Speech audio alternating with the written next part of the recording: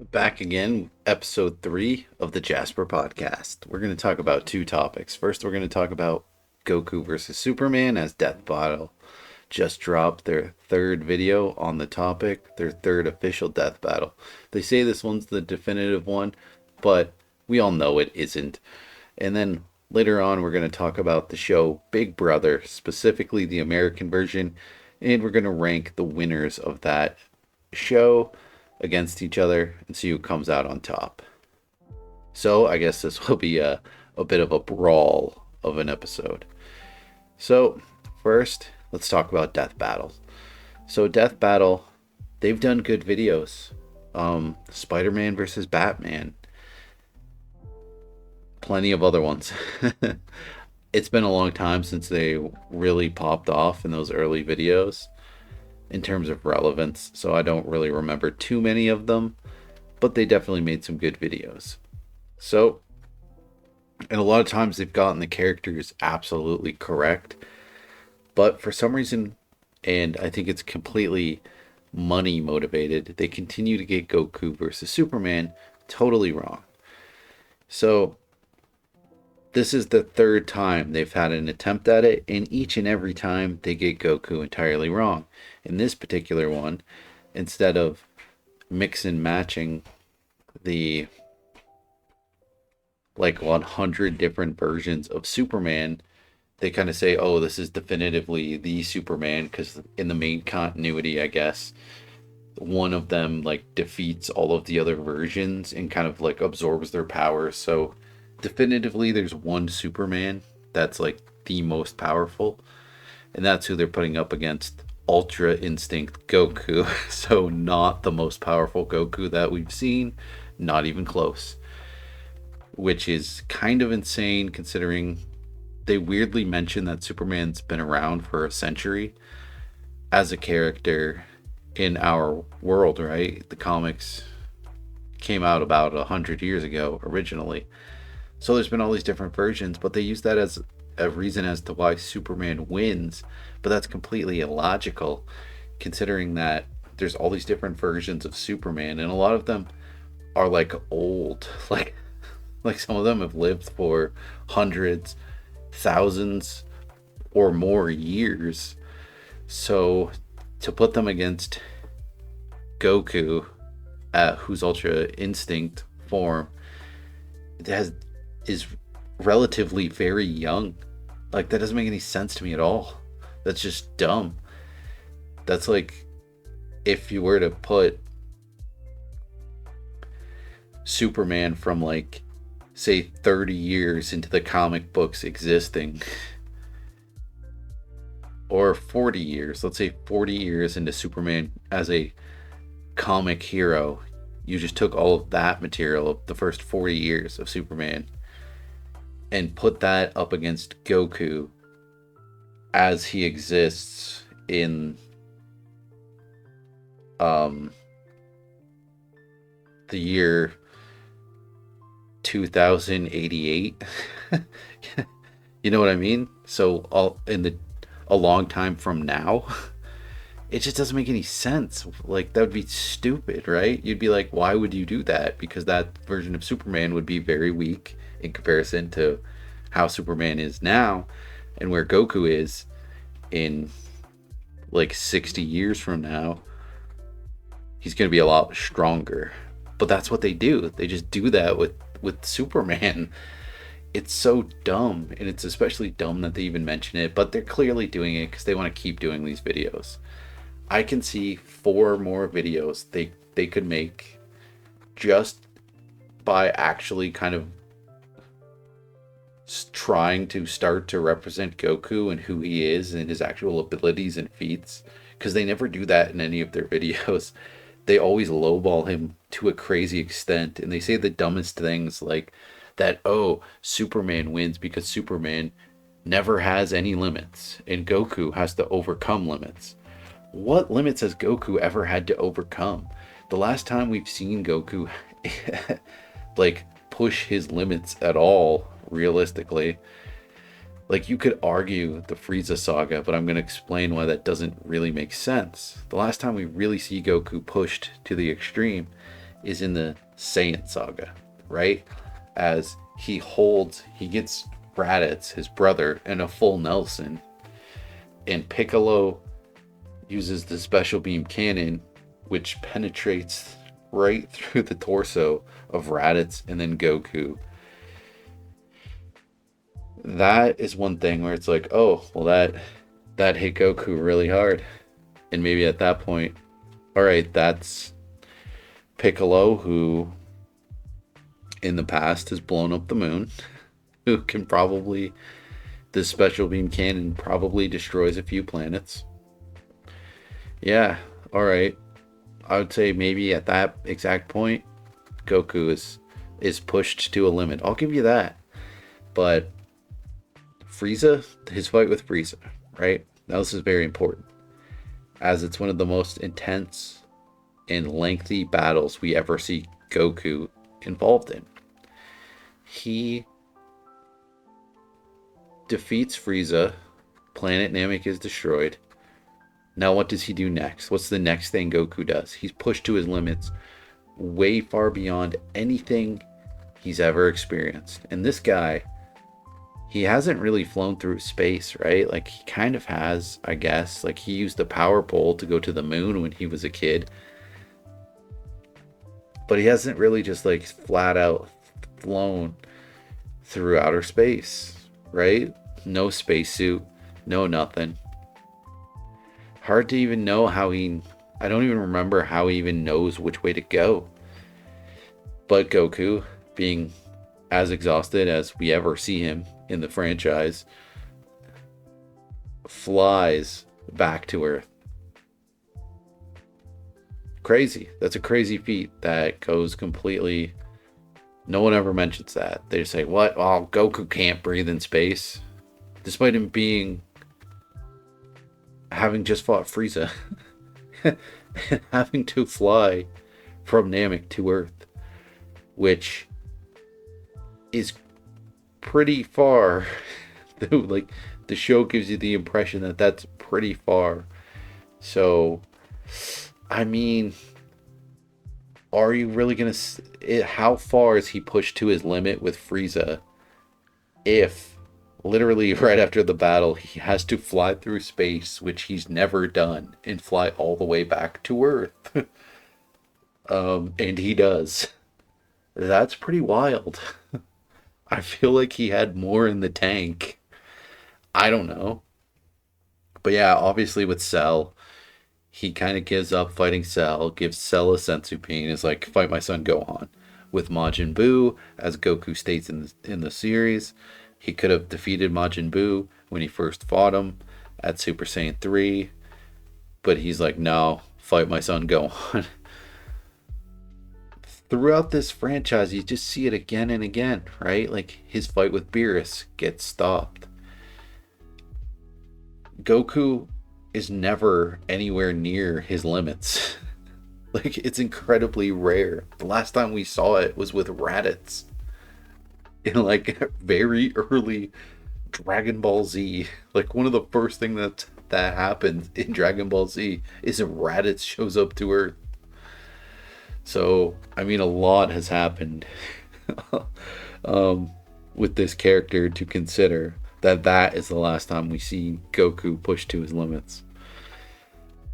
So just what they say here in this death battle just makes no sense whatsoever.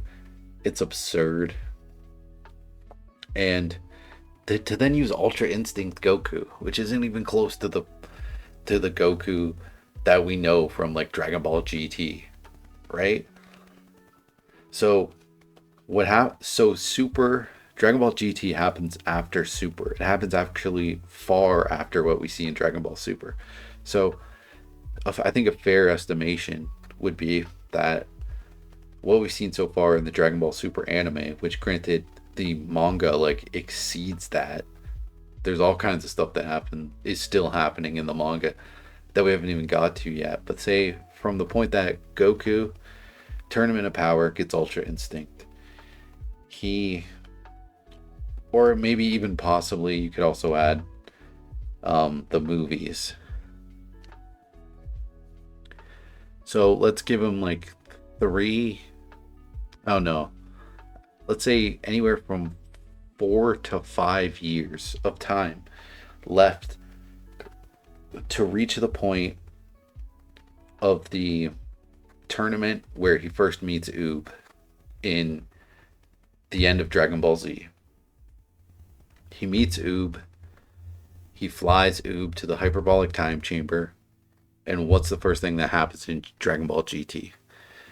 Goku and Oob train in the hyperbolic time chamber for 7 years. I don't mean that 7 days pass in on Earth and thus they're training 7 years in the hyperbolic time chamber, so they come out 7 years stronger. Which, if they did, that would make, at the rate that Goku unlocks new transformations, he would probably have 2 or 3 new transformations beyond that.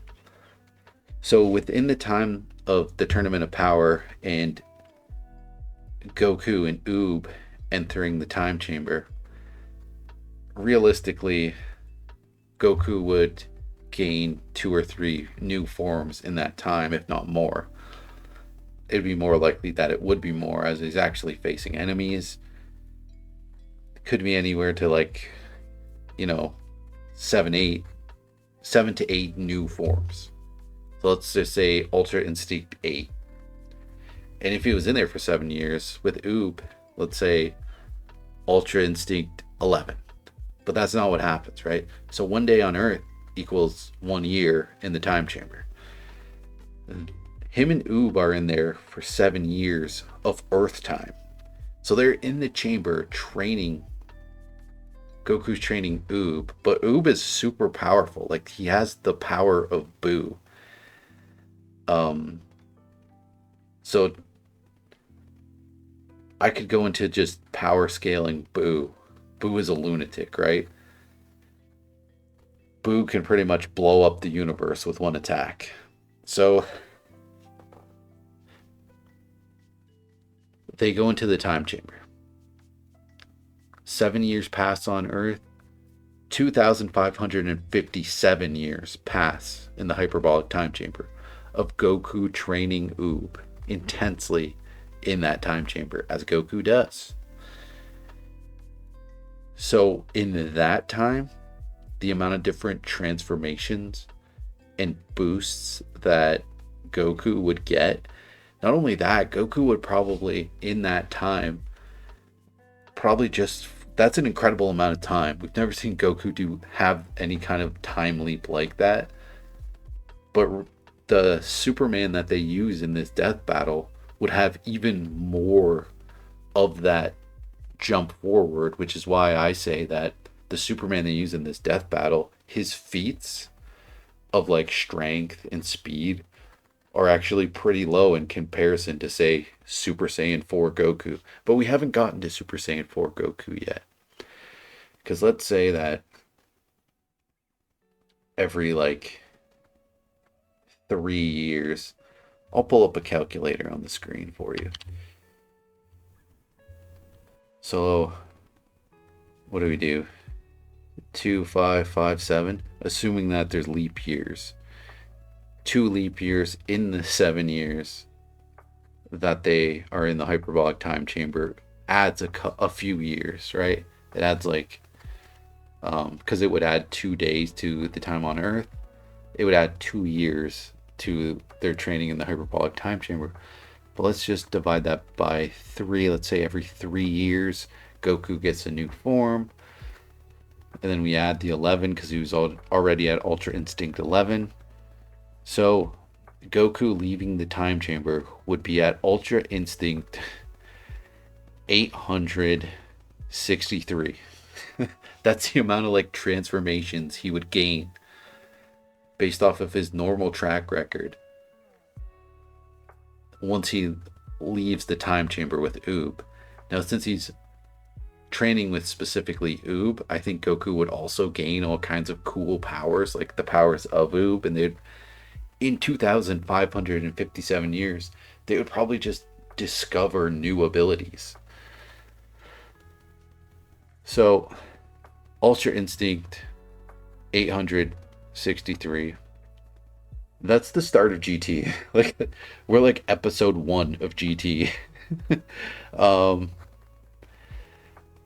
Weird that Death Battle doesn't even begin to mention this, because they even show a a flash of Super Saiyan 4 Goku, which, if you remember, if you've ever seen GT, you would know that there is plenty of time. There's like a bunch of space travel and shenanigans and fighting people before we get to the baby arc of Dragon Ball GT, which is, I believe that's the one where Goku unlocks Super Saiyan 4. So Super Saiyan 4 is beyond, well beyond Ultra Instinct 863. um so and that's not even end of GT, right? Like there's all kinds of implications at the end of GT that go completely ignored. Like Oob saying that he wants to fuse with Gohan and he thinks it would be fun. Goku like defeating Omega Shenron and flying away on like normal Shenron. And then another thing they don't mention at all is they, for some reason, they mention that Superman is basically immortal. You can't really kill him. He will come back somehow. They don't explain it, but they allude to him being unbeatable. That like his life force or whatever can't really die. But they don't mention that of Goku. Goku literally chooses death on several occasions because he knows it will only make him stronger, and he knows that there's no repercussions, right? Like, how do you not factor that in? Or at least it's worth mentioning, at least, that if you fight Goku, even if you kill him, he can instantly be back and be back in the fight and literally be stronger. Goku is also immortal. These are two immortal characters. So you kind of, I feel like that should at least cancel it out, right? Shouldn't they cancel each other out? Because otherwise, I don't know. Otherwise, this Super Saiyan 4 Goku, I'm sorry, but he just simply blows up the multiverse and uses instant transmission to go to the afterlife, somewhere where I don't know if Superman can follow him there. I think Superman just loses. And let's not forget that Goku basically willed Ooh into existence. He literally just said out into space, I hope I get to fight Boo again one day. And boom, there's this kid who just has the power of Boo. Is Goku a god? He's friends with gods. He's friends with people, a destroyer god. He's friends with that like Xenu guy or whatever who can just create life. So if he just yeeted the universe, went to the afterlife, he could literally be like, all right, just like recreate everything and just get rid of it. Just don't bring back that Superman guy. If you wanted to. Again, you kind of got to get into the whole, a lot of these deep discussions, right? Because what does death even really mean to these characters? Goku wants to die. He doesn't care if he dies. There's no repercussions of him dying. There's no consequences of him dying. What does truly beating somebody mean? You can't beat Goku in a fight because death doesn't stop him. Can Superman be defeated? Can if Superman fought an exact copy of himself, what would happen? Would he lose? Could he lose? What does losing even look like? Death Battle doesn't get into any of this. They don't even talk about how anywhere close to how strong Goku is. So literally just with them, if they made, and they're going to do this, right? Because this is a big cash cow for them. They don't care to be exactly accurate, because then they can keep making another Goku versus Superman video every like other year or every 3 years. And I can see personally, if I was helping them make this content, I can think of 4 more videos I could do of just slowly each time stepping Goku's power up, and do 4 videos where the 4th video would be Goku as he actually exists with Ultra Instinct. And that's like actually Tournament of Power Goku. And the fact that there's so much more content beyond that, that there's more super being made, that there's Dragon Ball GT and implications of insane power-ups just from that, just from the content we already have. Like, it's not that many different versions of Goku. To not even like get anywhere close to the strongest Goku we've seen is so dumb.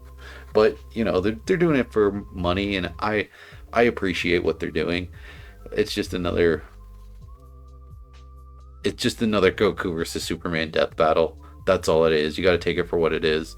There will be more.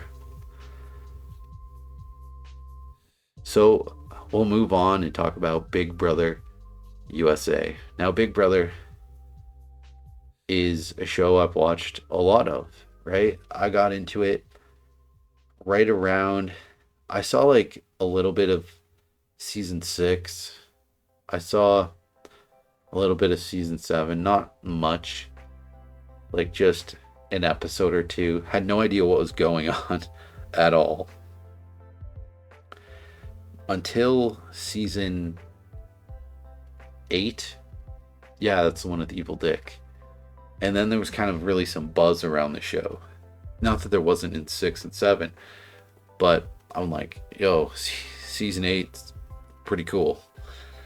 So season 8 has evil dick, and then from there I was kind of hooked.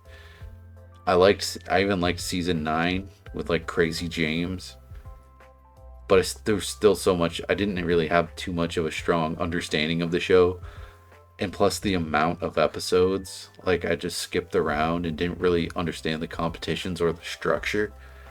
But I got the idea, having watched a whole bunch of Survivor, kind of like what's going on. The fact that there's like the strategic game and a social game, and they're fighting for votes at the end. There's competitions. I just didn't understand the whole eviction block and all that. So I eventually went back and rewatched the earlier seasons, and I've watched most of the show. I haven't watched season 1, but I'm going to show you a tier list I made of all of the winners of Big Brother America. Now, spoiler alert, look away if you haven't watched the first 25 seasons of Big Brother USA.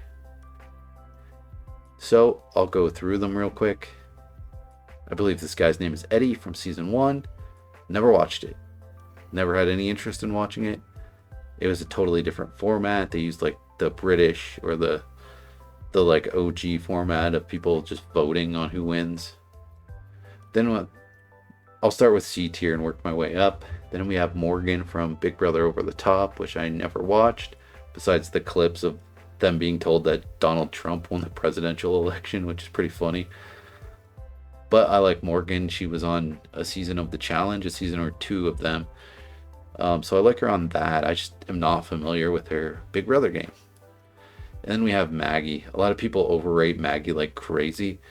She pretty much just benefits from being the most likable and strategic person in the the Nerd Herd Alliance. The fact that I appreciate that she understood that like Janelle was a huge target, but at the same time, if we consider the meta game of it all, I just don't really like it, because there's always this, I don't like to give the metagame too strong of a consideration, but I did do a tier list of Big Brother Canada contestants, and I give Gary a ton of credit for actually winning the votes of the viewing audience that he needed. And just Maggie just came across as so unlikable and terrible that I can't rate her any higher than C tier. Like, she could have worked with the what were they called? It was like the season 6 alliance. It was like Janelle and James and all them. Howie. She could have done it better. She could have done a better job. Now I'll go through B tier. We got Josh Martinez. an absolute reality TV icon. Really awesome. I would love to rate him higher. So, him and Casey Clark were meant to be on Big Brother All Stars 2, but they both like got COVID. So, I think if both of them had been on that season, they would both rank way higher on this tier list, especially Josh. He clearly would have. Because after being on the show, him and Casey went to be on the challenge. And they've both been on multiple seasons and done a really good job. And Josh has really changed, become a much more strategic and social player. So I think him being on Big Brother again, absolutely guaranteed it's going to do a way better job. So with the season he was on, he was just too young and impressionable is the issue. He had a good time. And yeah, so I just had to rank him low. He would clearly rank way higher if he came back, which he was very close to doing. So then we have Mike Boogie. Boogie's awesome. I have to rank him low because he's on so many seasons, and so several of them he doesn't do all that well. Not that he's like necessarily a bad player, but the results kind of speak for themselves. If it was just if it was just Big Brother All Stars, then yeah, he would rank probably in S tier. But the whole big picture kind of drags him down. Then we got this guy, Drew. Kind of one of the most underwhelming wins you'll ever see. He did a really good job of the strategy of just don't do anything. Just be a likable, fun dude. Don't overplay your hand. He did a really good job of that. But not much beyond that. He made some good moves here and there, but I don't want to give him too much credit. We'll move right along to Jordan. Now, Jordan, one of the best social games you'll ever see. Just absurdly likable. She's kind of like the JT from Survivor. She's like that of Big Brother. Then we have Lisa Donahue, winner of Big Brother 3. She did a good job, but Danielle Reyes did an amazing, spectacular job and deserved to win. So I can't give Lisa too high of a rating. Hayden did a really good job, but he kind of like fell. Like, I wanted Lane to win that season. Hayden didn't do anything wrong. He just didn't do enough to impress all that much. I feel like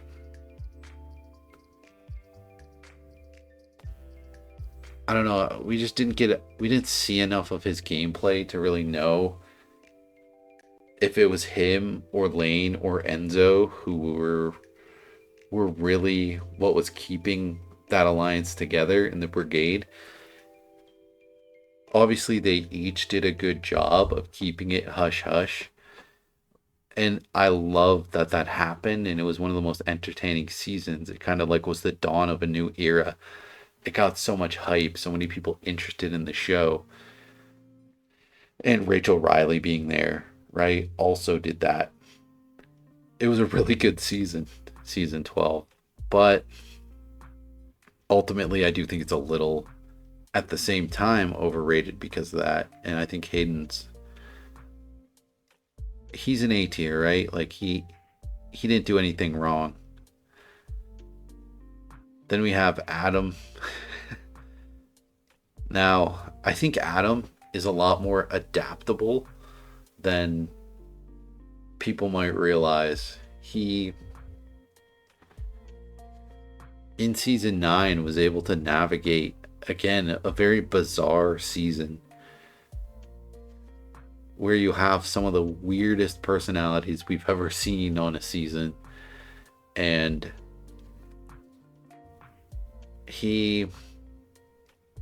it's hard to quantify because of the pure lunacy of some of the house guests. No offense, I don't mean like they're crazy people.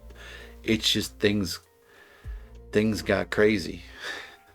It's a wild season. It's the season that the show wants to forget.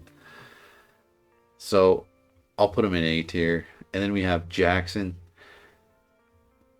Now Jackson was awesome. He did a really good job. Good social game. Good strategic game. Pretty dominant season. But at the same time, he didn't do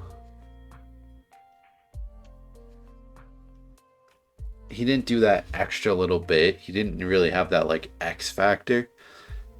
And in a simulation of seasons, like if you made him play 100 times, I think most of those times he loses.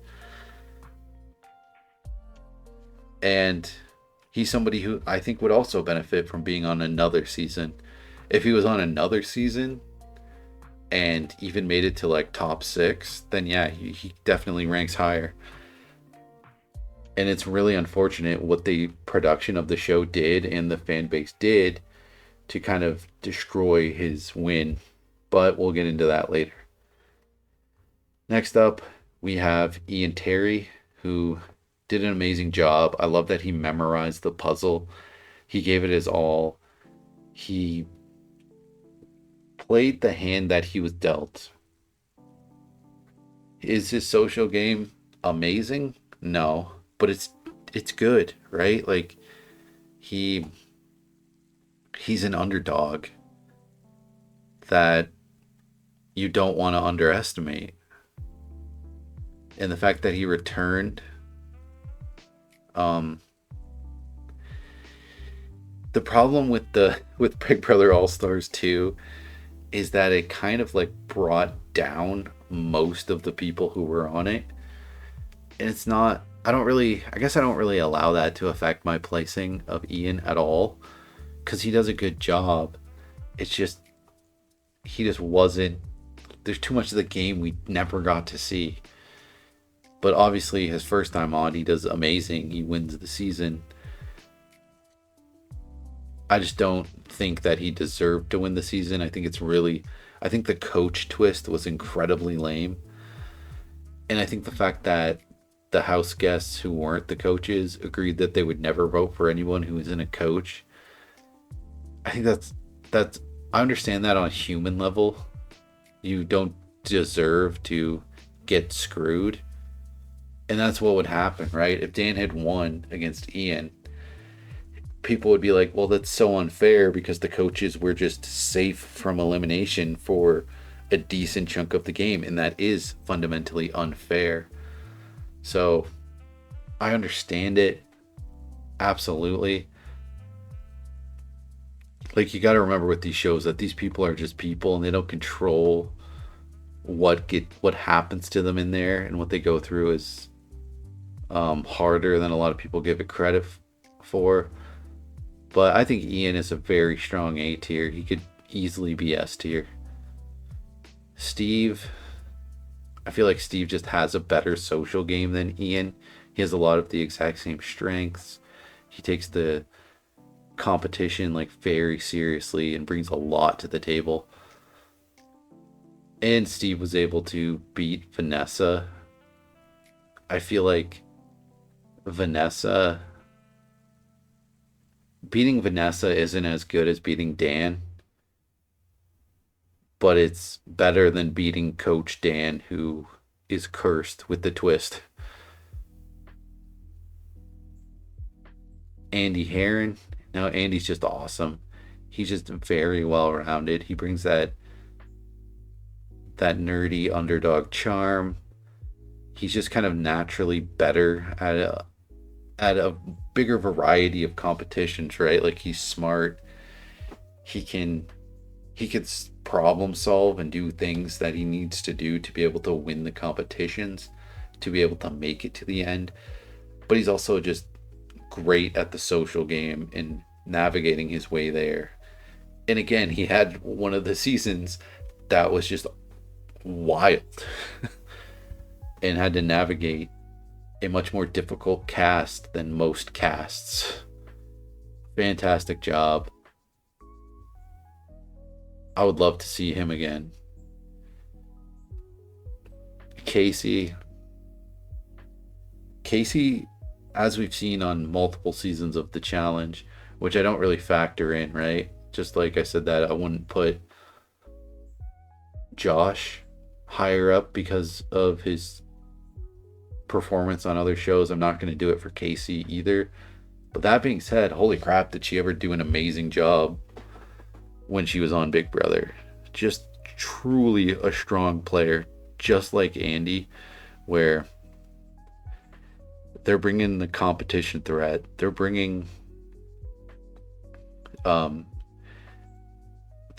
social game where they're getting along with everyone and they're making the right social moves and getting in on the alliances and navigating multiple alliances at a time, just structuring their game in a way that ensures success. Casey's an incredibly impressive player. If she literally steps foot on Big Brother, if somebody steps foot on a season, a second season, or however many seasons, and they've gained the skills that they've gained from those other shows, then yeah, I'll absolutely count it, but I just can't count it here. Otherwise, she is clearly S tier. Like, I probably put her higher than Derek. Nicole, she did great. She did great her first time. She did great her second time. She was she on 3 times? Was she on All Stars 2? I think she was. I forget how many seasons she was on, but she's always doing well. She's genuinely good at competitions. She has that like competitive spirit while maintaining that like underdog perception, right? People perceive her as a non-threat and somebody who they can work with. She has a incredibly strong social game. And she also has this like presence that you need, right? Just like some of these people like Steve and Ian and Andy, like they have the ability to fly under the radar and be that person you want to work with and be that underdog invisible threat. I think Nicole and somebody like June Song, they have that visible threat to them. They can hit that switch and be like, you know what? I'm a monster and you better be afraid. They have that ability to just genuinely like strike fear in their opponents, which is super critical and incredibly powerful. And it's just another tool in their belt which propels them higher than others. Because some people, I mean, I think that these other people could have that, and maybe Andy kind of does have that, but we just haven't really seen it from these high A tier people, that ability to like play that alternative game, that like in front game that you see across the top of S tier. Now granted, some of that in front game never really shines, right? You could say that June, it's never realized that she's playing from in front.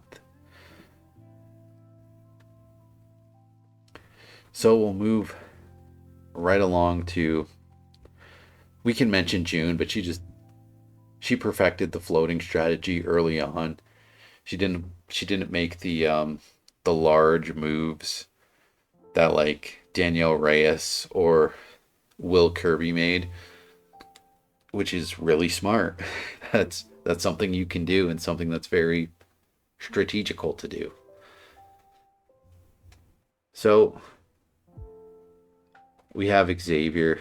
He's tall, he's athletic, he's a lawyer, he's smart, he's awesome.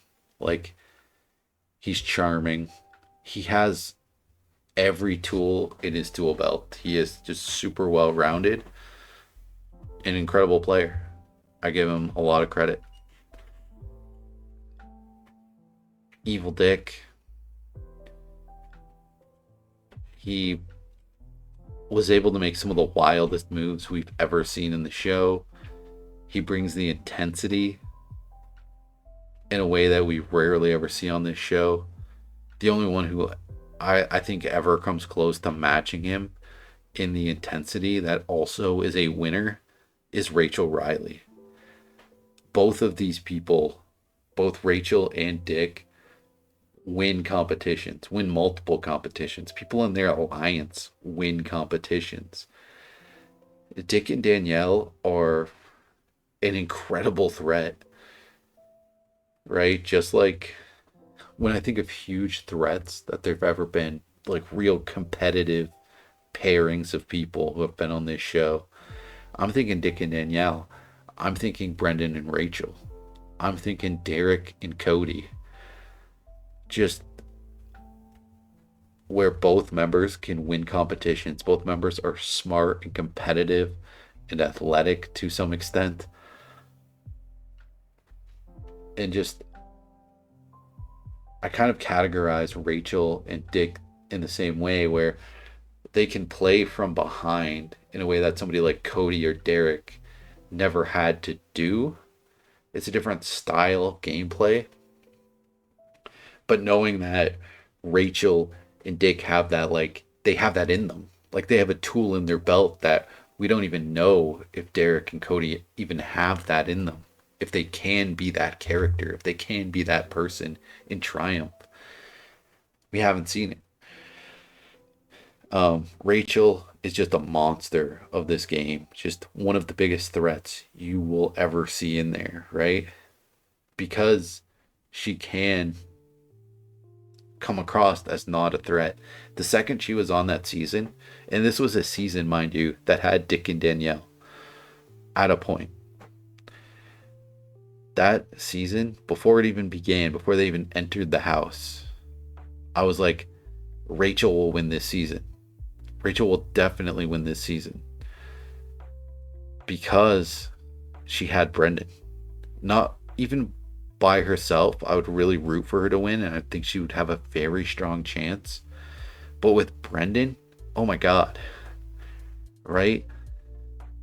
Now I give all the credit in the world to Dick and Danielle and what they were able to do on season 8. A competition run of epic proportions. But competition runs like that are very hard to repeat. And I feel like Rachel and Brendan are like equal in terms of them. In terms of being like legitimate competition threats. And the way that the competitions had like changed over the years, I felt kind of maybe favored Brendan and Rachel a little more. And Brendan and Rachel were never going to be seen as the like omega threat that they really are. So you had two contestants in that season who were as big of a threat as Dick and Danielle, but they would never be perceived as big of a threat as Dick and Danielle. So I was like, Rachel's gonna win this season. People will underestimate her and Brendan like crazy, but they're both like educated, smart, hyper competitive, athletic people. These people are beasts of the game. They care about the game with the same passion that Evil Dick does. They will come prepared, and they will come like with absolute ferocity. And that's what she did, right? Like, you would expect nothing less of like Dick or Rachel. Would have been great if we could have seen Dick throughout that season. Would have been really cool. I think ultimately the outcome would have been the same. We would have had the same winner. But yeah, we'll talk about Derek and Cody. Obviously, Derek played one of the most dominant, easily the most dominant game we've ever seen. Just an insanely impressive way to win. Cody too. Like, Cody's made it to the end twice. He nearly won twice. He's probably been the closest to winning twice that anyone's ever been. Just very athletic, smart, socially. These guys are the best. Like, in terms of the just being likable and being chill and making alliances, they're incredible. Just absolute perfect social games. Now, granted, we've never seen them in the tough spot, right? Like, literally, Derek's never been like, I don't know. I think Derek was never nominated in his season. Cody, we've seen him be nominated, but we've never truly seen him up against the wall. Like, you're definitely being voted out. You're done. You're toast. Which, yes, you can say that deserves for them to be at the absolute top because they've never been in that danger. But because they've never been in that danger, we've never seen what they can do when they're in that danger. So that's kind of how I think about it, is what positions have we seen these people in? And Dan and Dr. Will, we've seen them play from in front and play from behind, but in a behind that's like further behind than we've maybe ever seen, right? Like, even Josh, who you could say played from like way behind, he also wasn't all that behind, right? He's still a very likable social guy who most of the house, the like dominant alliance in the house, really liked. But Dan and Will, Dill, they they had more to overcome as they were playing a game. They both innovated the game, and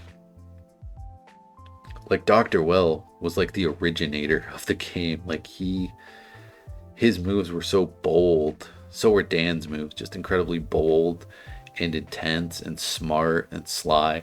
Like, people forget that Dr. Will was like genuinely liked by the huge majority of the house guests. Like, some people really had it out for him, but he was genuinely like a nice and social and awesome guy, and had a really, really strong, really good social game. And when he was playing from behind, it's because he was intentionally putting himself there. Just an incredible player. I think Dan is just better. I think Dan understood the game on a deeper level and cared about the game on a deeper level, and saw how he could do things beyond. He has like a level of creativity to his gameplay that we just haven't really seen before or after.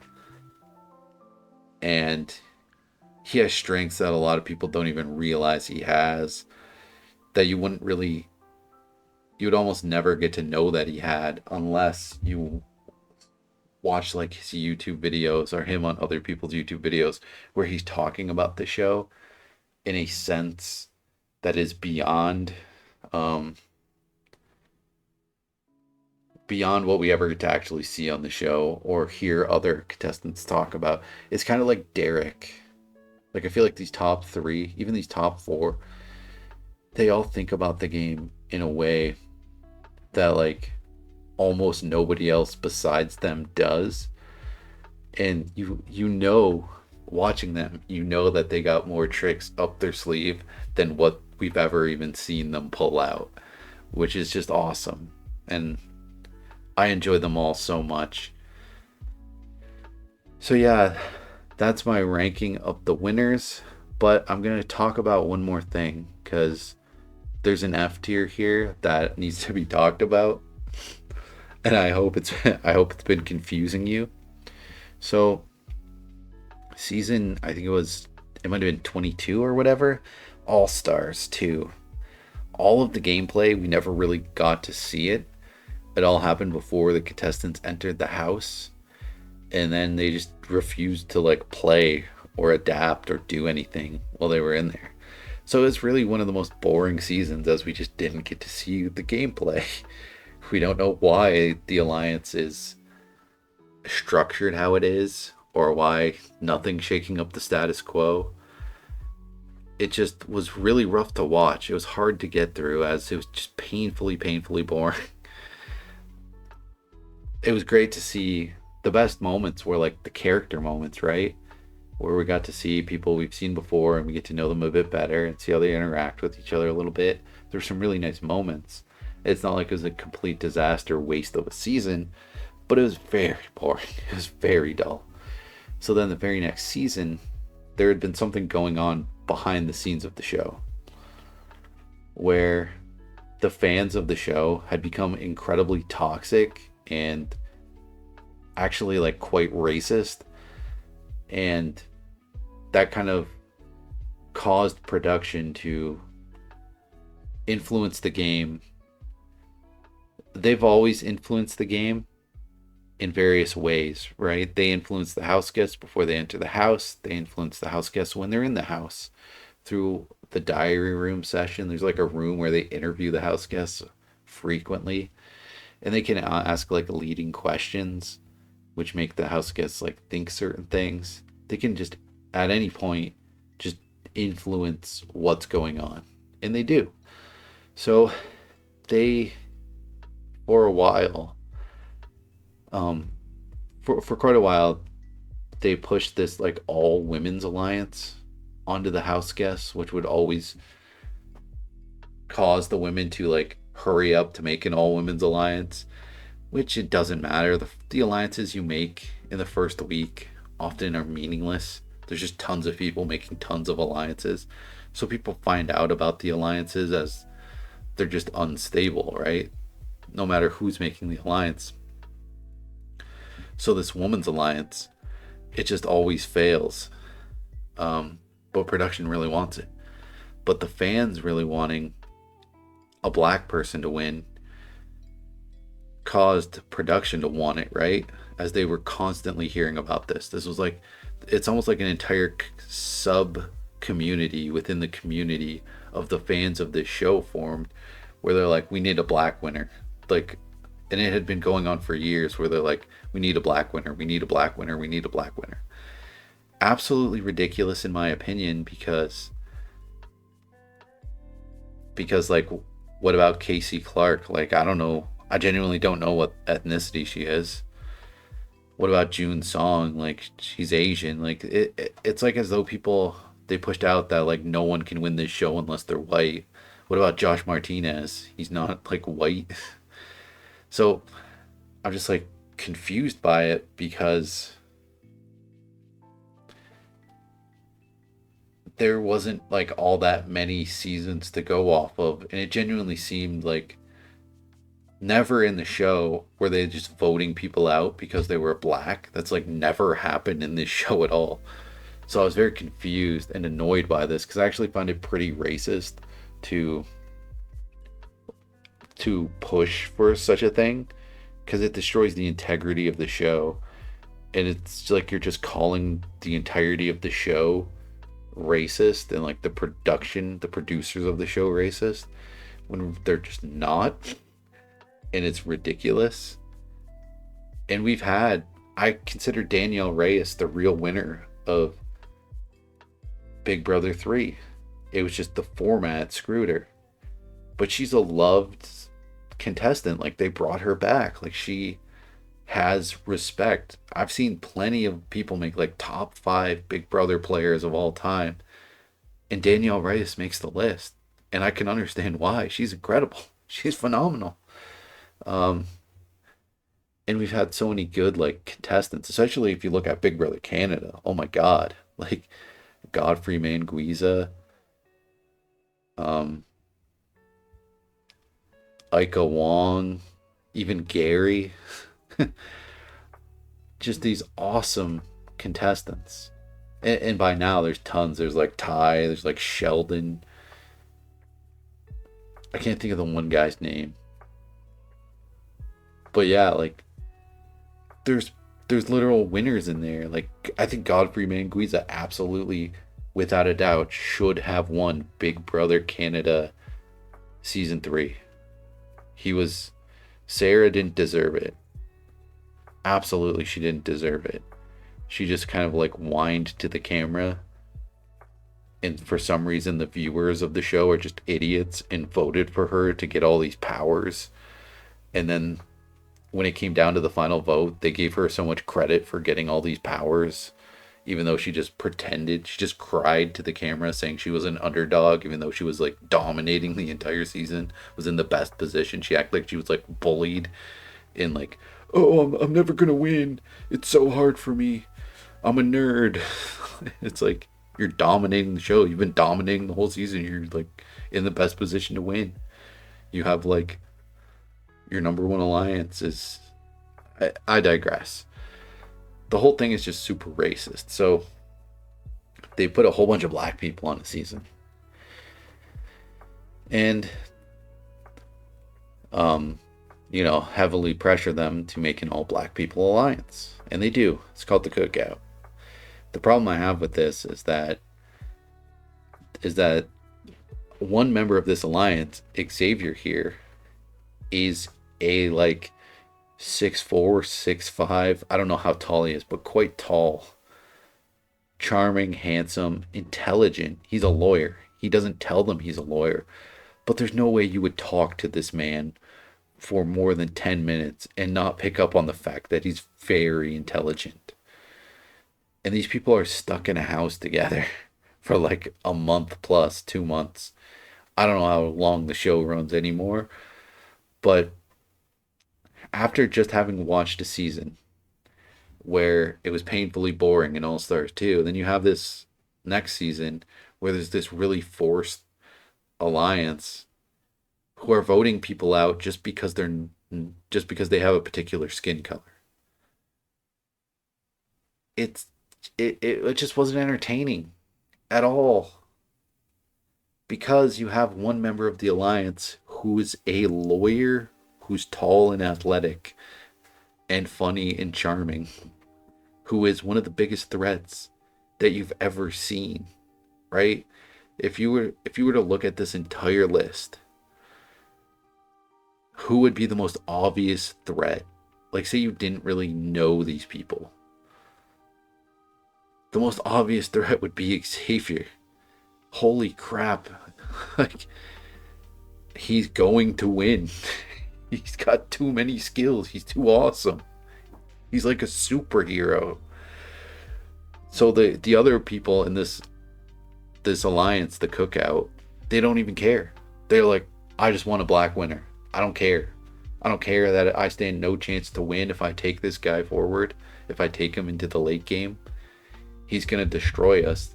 And the other members of the alliance are like people who aren't great at competitions. Like absolute people who stand no shot of stopping this guy from winning. It's absurd. And I watched the season, and then I'm like, this is ridiculous. This is racist. This is awful. They're voting people out based off the color of their skin. This is gross. This is actually disgusting. I'm like, I'm a Native person, and a part of my culture is the idea that you need all races of people in the world to exist and for them to work together. So to see people being voted out for the color of their skin and the production of the show to like basically promote that was so gross. And then I watch it, and there's this Asian guy, Derek X, who's just, this nerdy, smiling, smart, athletic guy, right? A guy who stands a real chance of taking down this alliance. Not really, like, he probably never would have been able to, but he could have fractured it a little bit. He could have taken some shots at this Cookout alliance. They vote him out. And I'm like, I can't watch this show.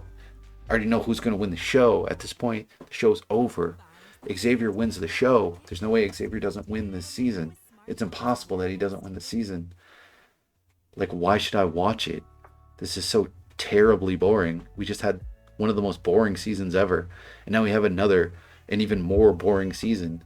as it's already a foregone conclusion that the super tall athletic lawyer is going to win.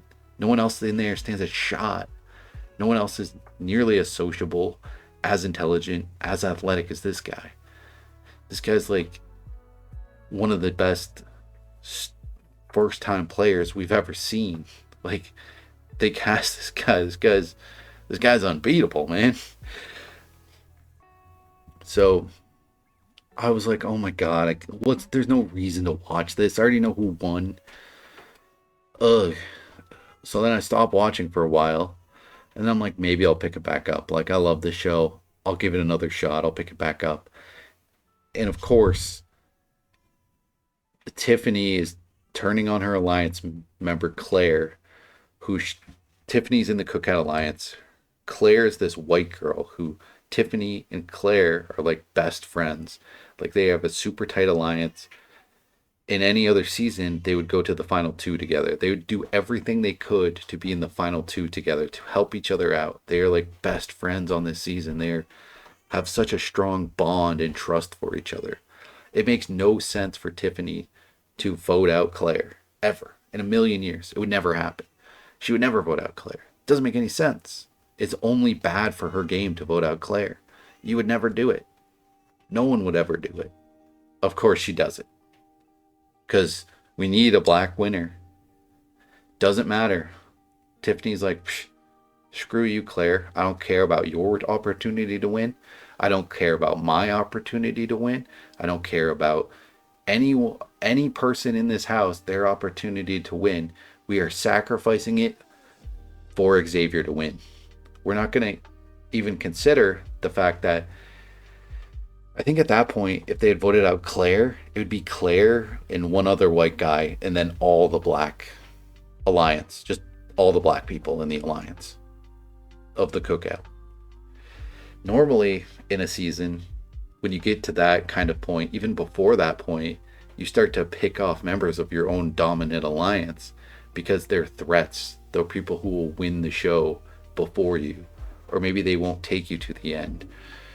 You have to start targeting people who are threats to win the show, and especially people who are really good at competitions who could just win their way to the end, because we've seen it so many times in the past. We've seen it with Steve. We've seen it with Casey.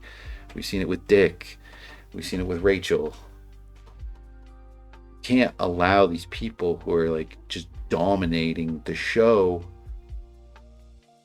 to be at the end. So you could literally, at this point, there's like 8 black people in this Cookout Alliance, or however many, 7.